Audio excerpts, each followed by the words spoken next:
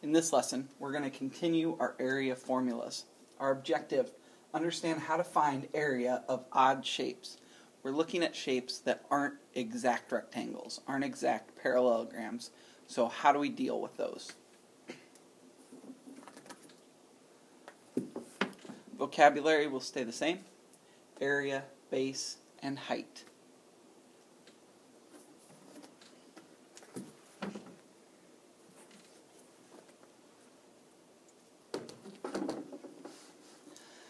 So here's an example of something that is kind of an odd shape. This is a triangle. The shaded portion is what we have with a rectangle cut out. There isn't an exact formula for this, so we kind of have to piece things together. So because we start with a triangle, what we need to do is look at it like it's a triangle. So the area would be base times height over 2. That's the one I'll use. But we want to take a rectangle out of this. So what we would then have to do is subtract, and we'll call this base T and height T, as in for the triangle, and we'd have to subtract base R times HR, height R, for the rectangle. So this is a triangle minus a rectangle. Notice, strange shape. We took what we already knew, put them together to make something new.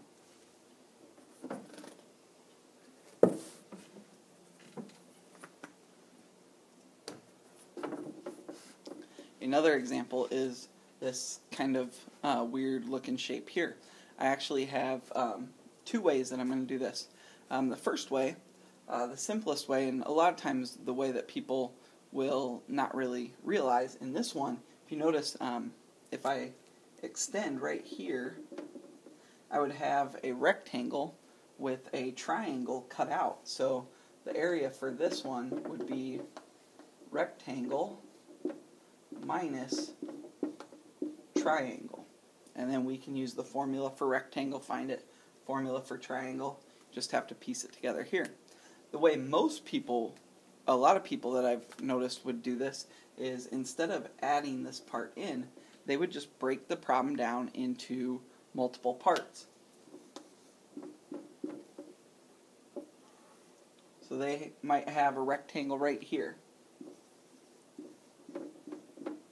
So you got rectangle 1. Then you've got rectangle 2. And we would add those together because they work together here. And then here we've got triangle 1. So we would find the area of those 3 parts and add them all together. We've got one more odd shape that I'll show you, and the rest you're going to have to try and piece together yourself.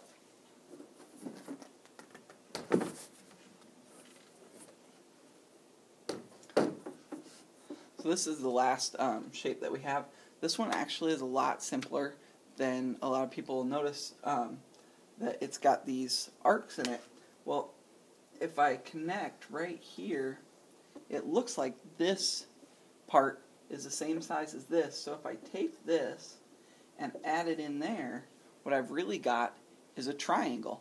So this one is actually